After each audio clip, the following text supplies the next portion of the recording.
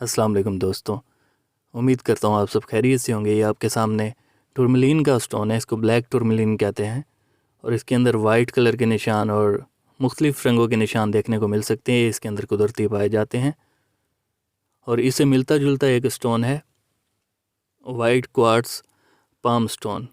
ठीक है, उसी को टुरमलिन करके बेचा जाता है, लेकिन उसकी प्राइस बहुत कम होती है। मैं वीडियो के एंड में आपको दिखा दूँगा वो किस तरीके का दिखता है।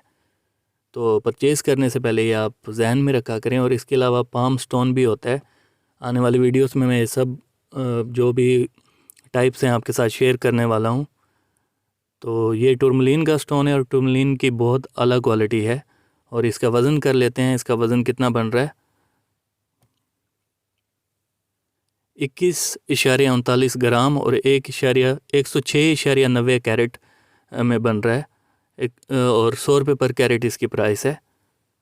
तो 10,600 का ये स्टोन आपको मिल जाएगा।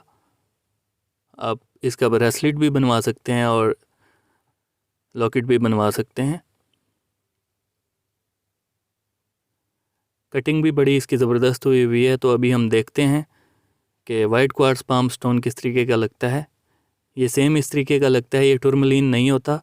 तो परचेज़ करने से पहले इन चीज़ों को ध्यान में रखा करें। मिलते हैं इंशाल्लाह नेक्स्ट वीडियो में, तब तक के लिए अल्लाह हाफिज़।